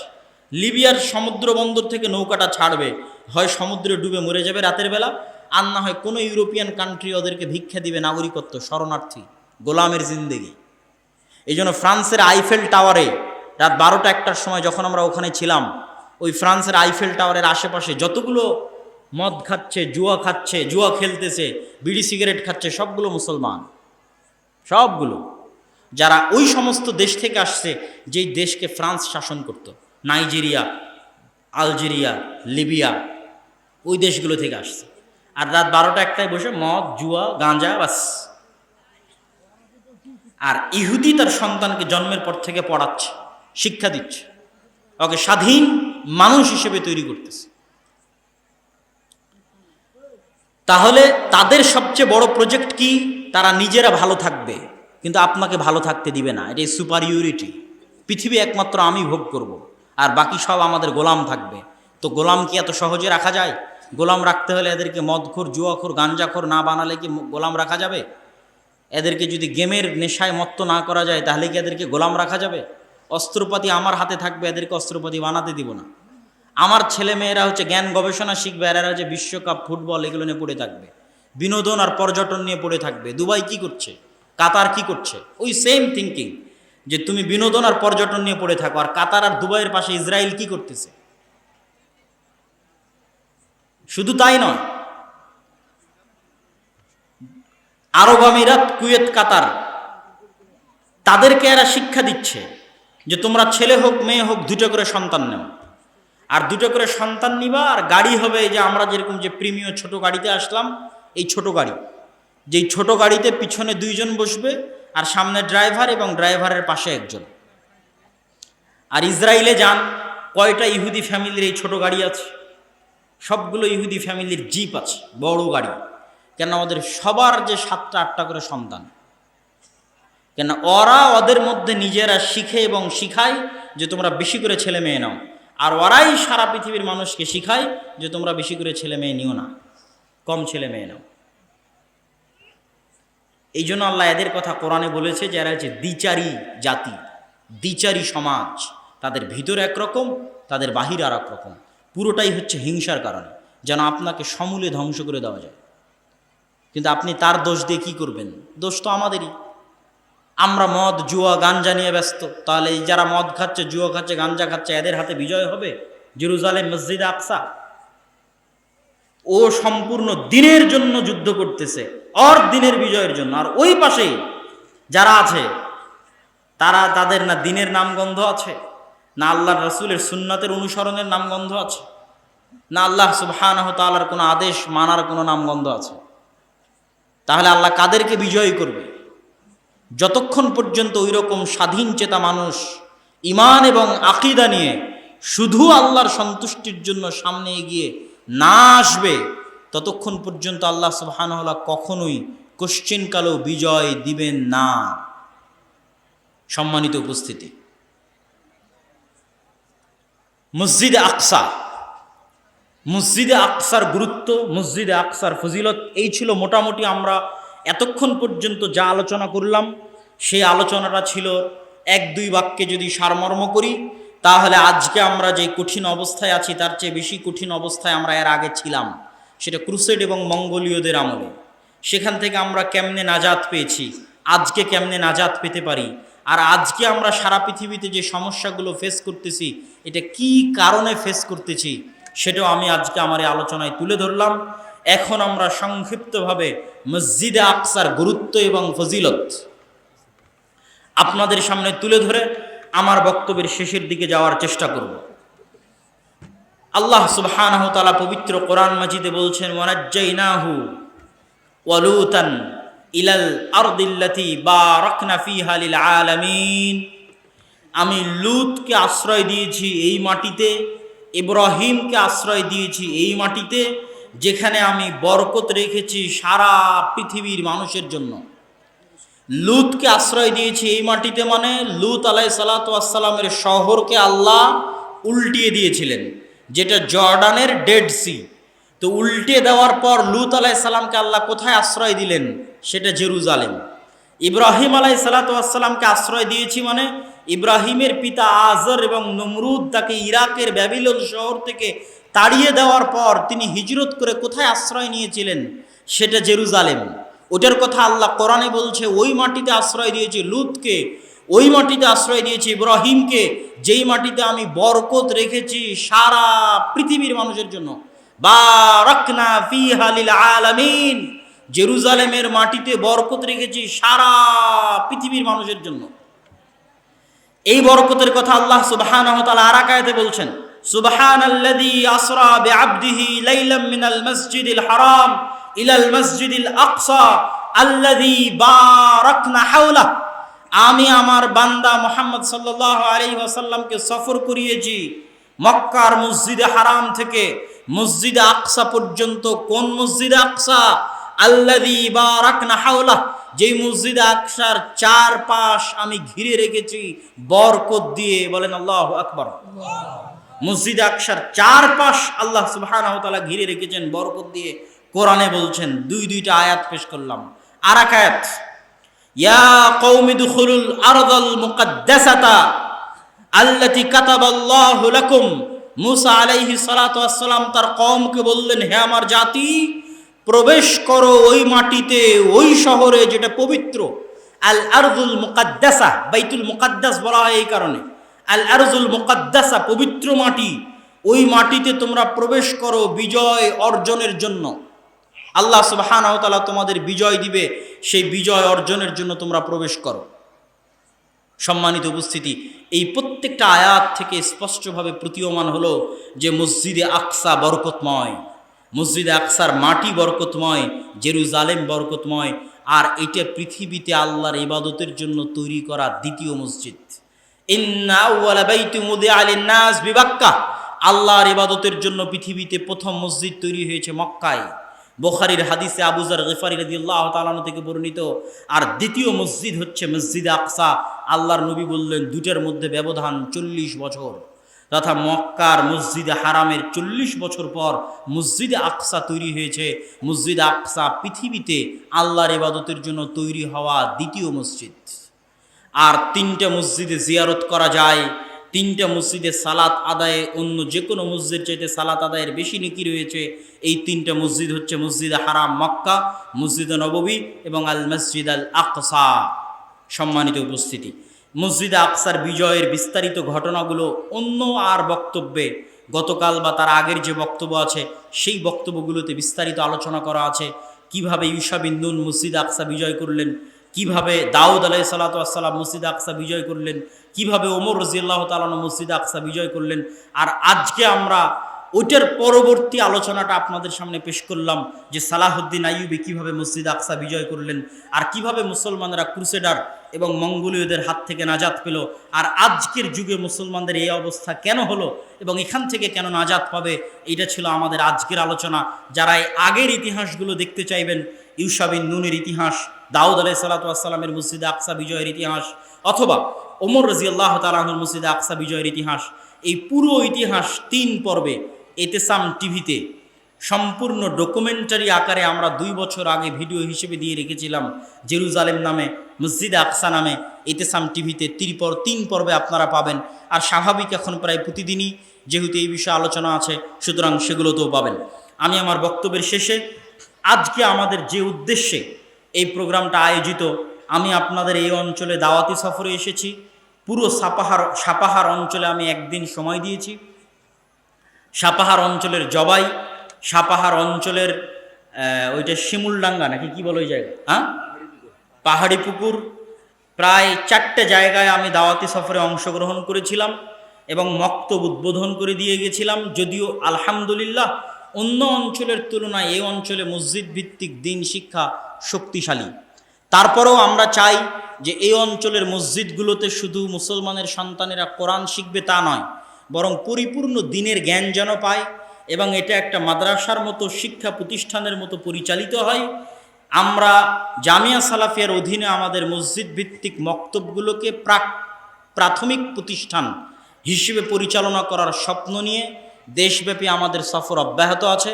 এখন পর্যন্ত 4টি জেলার 126টি মসজিদে সফর করে প্রায় 250-র অধিক মক্তব আমরা উদ্বোধন করেছি এবং সেই কেন্দ্রিকই মূলত আদ-দাওয়া ইলাল্লাহর অধীনে আদ-দাওয়া ইসলামী সেন্টার এবং আদ-দাওয়া ইসলামী সম্মেলন আয়োজিত হচ্ছে এবং আমি এইভাবেই এবছর প্রোগ্রামগুলোকে সাজিয়ে সেই প্রোগ্রামগুলো আয়োজনের ব্যবস্থা এইভাবেই করা হয়েছে এবং এই প্রোগ্রামগুলোর মাধ্যমে এই সমস্ত দিনী কাজ, দাওয়াতি কাজ সুন্দর সাবলীলভাবে পরিচালিত হোক, মসজিদ ভিত্তিক দিন শিক্ষা শক্তিশালী হোক। শুধু মসজিদ এসি আর টাইলস দিয়ে বানিয়ে রাখলাম আর মসজিদের আশেপাশে সব মদখোর জুয়াখোরে পরিপূর্ণ থাকলো, এই মসজিদ দিয়ে দেশ এবং জাতির কোনো কাজ, কোনো উপকার হবে না। মসজিদ যদি ভাঙ্গা বেড়ারও হয়, ভাঙ্গা টিনেরও হয়, কিন্তু মসজিদে শিক্ষার ব্যবস্থা থাকে, তাহলে অন্তত শিক্ষার আলো মানুষের মধ্যে পৌঁছে গেলে তারা খোলা মাঠে হলেও সালাত আদায় করবে, এই বিশ্বাস, এই চাওয়া, এই দাবি নিয়ে আমরা মসজিদ কমিটি, এলাকার লোকজন তাদের সামনে আমরা বলছি, আমাদের প্রস্তাব রাখতেছি। আমরা মসজিদগুলোতে দিন শিক্ষার ব্যবস্থাকে শক্তিশালী এবং চাঙ্গা করতে চাই। প্রতিটি মসজিদ হোক দিন শিক্ষার প্রথম পাঠশালা, এটা আমাদের মূল দাবি। এই দাবি নিয়ে আমাদের সফর অব্যাহত আছে এবং আমাদের প্রোগ্রামও অব্যাহত আছে। আজকের এই প্রোগ্রামে আপনারা যারা উপস্থিত হয়েছেন তারা আল্লাহ সুবহানাহু ওয়া তাআলার সন্তুষ্টির জন্য ওয়ামিম্মা রাযাকনাহুম ইউনফিকুন, আল্লাহ আপনাদের টাকা চায়নি। আল্লাহ সুবহানাহু ওয়া তাআলা বলছেন, তোমার পকেটে যে টাকা আছে এটা আমি দিয়েছি, মিম্মা রাযাকনা, আমি দিয়েছি। তোমার টাকা দান করতে বলছি তা নয়, বরং আমি দিয়েছি সেটা থেকে কিছু খরচ করতে বলছি তোমাদেরকে আল্লাহর রাস্তায়, আল্লাহর সন্তুষ্টির জন্য। আপনার অর্থ দিয়ে যদি একজন মুসলমানের সন্তানও পবিত্র কোরআনের একটি আয়াত শিখে, পবিত্র কোরআনের একটি আরবি অক্ষরও শিখে, সেটা আপনার জন্য যুগ যুগ যাবৎ সাদাকায়ে জারিয়া হিসেবে থেকে যাবে। যেমন আজকে আমরা যারা ইশার সালাত আদায় করেছি, তারা ইশার সালাতে সূরা ফাতিহা পড়ে যা নেকি পেয়েছি, ছোটবেলায় যিনি আমাদের সূরা ফাতিহা শিখিয়েছিলেন তিনি তাই নেকি পেয়েছে, তাকে যিনি শিখিয়েছিলেন তিনিও তাই নেকি পেয়েছে। এইভাবে একদম সাহাবী পর্যন্ত, আল্লাহর নবী পর্যন্ত যতজন এই সূরা ফাতিহা আপনার পর্যন্ত পৌঁছে দিতে পরিশ্রম করেছে, সবাই আপনার সালাতে সূরা ফাতিহা পড়ার পরিপূর্ণ নেকি পেয়েছে। আজকে আপনারা এই মজলিসে অংশগ্রহণ করবেন কোরআন শিক্ষার জন্য, আপনার এটা এমন একটা সাদাকায়ে জারিয়া হিসেবে থেকে যাবে যে আপনার অর্থ দিয়ে কোনো এক মুসলমানের সন্তান কোরআন শিখলো, তার মাধ্যমে আর কেউ শিখলো, তার মাধ্যমে আর কেউ শিখলো। আপনি দুনিয়া থেকে বিদায় নেওয়া 500 বছর হয়ে গেছে, তাও দেখবেন আপনার নেকি চলতেই আছে, চলতেই আছে। এইরকম একটি বৃহৎ শ্রেষ্ঠ সাদাকায়ে জারিয়া থেকে বঞ্চিত না হয়ে আল্লাহ সুবহানাহু ওয়া তাআলার সন্তুষ্টির জন্য এই বিরাট প্রজেক্টে মসজিদ ভিত্তিক আমাদের লক্ষ্য হচ্ছে বাংলাদেশের কোনো মসজিদে যেন মক্তববিহীন না থাকে। আমি চালাই কি আপনি চালান সেটা ব্যাপার নয়, মসজিদে দিন শিক্ষার ব্যবস্থা থাকতে হবে, এটা হলো আমাদের শক্তিশালী দাবি। এবং সেটা খুব ভালোভাবে থাকতে হবে, যেন শুধু কোরআন কেন্দ্রিক না হয় এবং অলসতা না হয়, বরং চাঙ্গা একটা প্রতিষ্ঠান যেভাবে চলে ঠিক সেভাবেই যেন চলে। এবং আমরা ওইভাবেই সামনের দিকে ধীরে ধীরে এগিয়ে যাচ্ছি। আপনারা অবশ্যই এই বৃহৎ প্রজেক্টে আপনাদেরকে আল্লাহ সুবহানাহু ওয়া তাআলা যে রিজিক দিয়েছে, সেই রিজিক থেকে আল্লাহ সুবহানাহু ওয়া তাআলার সন্তুষ্টির জন্য দানের হাত প্রসারিত করবেন। আপনাদের মধ্যে স্বেচ্ছাসেবক ভাইয়েরা যাবে। আমি আমার বক্তব্য শেষ করার পূর্বে আপনাদেরকে কয়েকটা দাওয়াত দিই। আগামী 23 ও 24 নভেম্বর, কই স্বেচ্ছাসেবক ভাইয়েরা কোথায়? আপনারা প্রবেশ করেন। আগামী 23 ও 24 নভেম্বর আল জামিআহ আস-সালাফিয়াহ, ডাঙ্গিপাড়া, পবা, রাজশাহী। 23 ও 24 নভেম্বর ডাঙ্গিপাড়া, পবা, রাজশাহীতে সালাফি কনফারেন্স আছে। উক্ত সালাফি কনফারেন্সে আপনাদেরকে অংশগ্রহণ করার উদাত্ত আহ্বান জানাচ্ছি। পাশাপাশি মাসিক আল ইতিসাম সহ আমাদের যে পত্র পত্রিকাগুলো বের হয়, সেই পত্র পত্রিকাগুলো আপনারা যারা স্টেজে আছেন তারাও এই বৈঠকি দানে অংশগ্রহণ করার চেষ্টা করবেন। মুরব্বী যারা আছেন, স্টেজে যারা আছেন, তারা সকলেই অংশগ্রহণ করার চেষ্টা করবেন। আর বিশেষ করে যারা মিডিয়ার ভাইয়েরা আছে তারা অনেক বেশি টাকা পয়সা ইনকাম করে মিডিয়া থেকে, এদের সবার কাছ থেকে আজকে দান আদায় করবা। কই রিফাত, সব মিডিয়ার কাছ থেকে আজকে দান আদায় করবা। আর দাওয়া ইলাল্লাহর জন্য, মসজিদ ভিত্তিক দিন শিক্ষার জন্য। জি, আপনারা যারা স্বেচ্ছাসেবক আছেন তারা অবশ্যই ভিতরে প্রবেশ করেন। আমি আমার বক্তব্যের শেষের দিকে চলে এসেছি।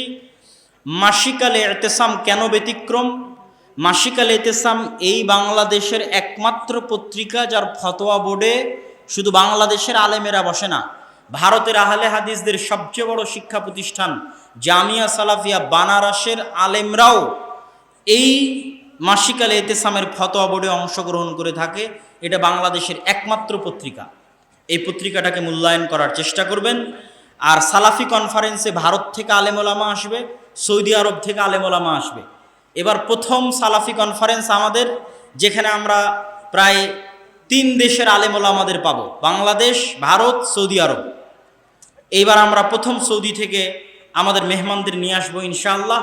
অতএব এই ব্যতিক্রম সালাফি কনফারেন্সে আগামী 23-24 নভেম্বর আপনাদের অংশগ্রহণের উদাত্ত আহ্বান জানিয়ে মাসিক আল ইতিসাম সহ আমাদের যে বই পুস্তকগুলো আছে স্টেজে পাবেন, সেটা নেওয়ার আহ্বান জানিয়ে আমরা আল্লাহর নিকটে দোয়া করি, হে আল্লাহ, যারা আজকে এই অনুষ্ঠানে অংশগ্রহণ করেছে, এই দানে অংশগ্রহণ করছে, আপনি তাদের এই দানকে কবুল করুন, আল্লাহুম্মা আমিন। হে আল্লাহ, যারা আজকে আমরা এখানে উপস্থিত হয়েছি, মা এবং বোনেরাও এই দানে অংশগ্রহণ করার, বৈঠকি দানে অংশগ্রহণ করার চেষ্টা করবেন। আপনি আমাদের সকলের, যারা মারা গেছে, যারা কবরে চলে গেছে, তাদের কবরের শাস্তিকে মাফ করে দিন, আল্লাহুম্মা আমিন। হে আল্লাহ, আমরা যারা যতদিন পৃথিবীতে বেঁচে থাকব ততদিন ঈমানের উপর, ইসলামের উপর বেঁচে থাকার তৌফিক দান করুন, আল্লাহুম্মা আমিন। হে আল্লাহ, ফিলিস্তিনে হাজার হাজার মুসলমান, মা, নারী, পুরুষ, শিশু মারা যাচ্ছে, আপনি তাদের এই মৃত্যুকে শহীদি মৃত্যু হিসেবে কবুল করুন, আল্লাহুম্মা আমিন। হে আল্লাহ, আপনি ফিলিস্তিনের মুসলমানদের কষ্টকে, দুঃখ দুর্দশাকে দূর করে দিন, আল্লাহুম্মা আমিন। হে আল্লাহ, ফিলিস্তিনের মুসলমানদের উদ্ধারের জন্য, মসজিদে আকসায় মুসলমানদের পুনরায় সালাত আদায় করতে দেওয়ার জন্য আপনি মুসলমানদের জন্য সুলতান আন নাসিরা, শক্তিশালী শাসক সালাহুদ্দিন আইয়ুবীর মতো শক্তিশালী শাসক পাঠিয়ে দিন, আল্লাহুম্মা আমিন। হে আল্লাহ, মুসলমানদের যে গুনাহের কারণে, যে অপরাধের কারণে, যে আযাবের কারণে আপনি মুসলমানদেরকে মসজিদ আকসার নিয়ামত থেকে, বরকত থেকে বঞ্চিত রেখেছেন, আপনি মুসলমানদের সেই গুনাহকে ক্ষমা করে দিয়ে মুসলমানদেরকে সঠিক রাস্তায়, হেদায়েতের রাস্তায় ফিরে এসে আপনার দ্বীনকে শক্তভাবে অনুসরণ করে পুনরায় মুসলমানদের হাতে মসজিদ আকসা ফিরিয়ে দেওয়ার ব্যবস্থা করে দিন, আল্লাহুম্মা আমিন। হে আল্লাহ, যারা ফিলিস্তিনে মুসলিম মা এবং বোনদেরকে হত্যা করতেছে, তাদের উপর অত্যাচার চালাচ্ছে, তাদের পানি বন্ধ করে দিয়েছে, তাদের খাবার বন্ধ করে দিয়েছে, তাদের বিদ্যুৎ বন্ধ করে দিয়েছে, তাদের যোগাযোগ ব্যবস্থা বন্ধ করে দিয়েছে, তাদের ইন্টারনেট বন্ধ করে দিয়েছে, তাদের উপর আপনি ইন্নাকা আলা কুল্লি শাইইন কাদির, আপনার শক্তি, আপনার ক্ষমতার মুজিজা, আপনার শক্তি, আপনার ক্ষমতার মুজিজার বহিঃপ্রকাশ ঘটান, আল্লাহুম্মা আমিন। হে আল্লাহ, এই দাবি, এই দোয়া আপনার দরবারে রেখে আর দাওয়া ইলাল্লাহর মসজিদ ভিত্তিক এই মক্তব, যে বিশাল প্রজেক্ট, এই প্রজেক্টকে কবুল করার উদাত্ত আহ্বান এবং দোয়া আপনার দরবারে রেখে, এবং আপনারাও যারা উপস্থিত হয়েছেন সকলেই দোয়া করবেন যেন আল্লাহ সুবহানাহু তাআলা আমাদের যে প্রজেক্ট আছে এই প্রজেক্টকে কবুল করে, এতে বরকত দান করে। মুসলিম মা এবং বোনের যারা সন্তানেরা আছে তাদেরকে দ্বীন শিখার ব্যবস্থা করার যে উদ্যোগ মসজিদ ভিত্তিক, এই উদ্যোগকে যেন আল্লাহ সুবহানাহু তাআলা কবুল করে, আল্লাহুম্মা আমিন। এই দাবিও আপনাদের কাছে রেখে আমি আমার সংক্ষিপ্ত বক্তব্য এখানেই শেষ করছি। আসসালামু আলাইকুম ওয়া রাহমাতুল্লাহি ওয়া বারাকাতুহু। মা এবং বোনদের কাছেও ব্যাগ গেছে, আপনারাও এই দানে অংশগ্রহণ করবেন। মা এবং বোনদের কাছেও ব্যাগ পাঠানো হয়েছে। জাযাকুমুল্লাহু খাইরান। আসসালামু আলাইকুম ওয়া রাহমাতুল্লাহি ওয়া বারাকাতুহু। আলহামদুলিল্লাহ, আমরা যতক্ষণ যাব আজকের এই বিশাল সংগঠনের দ্বিতীয় আলোচনা অত্যন্ত জনবল মুসলিম মিল্লাতের উত্থান পতন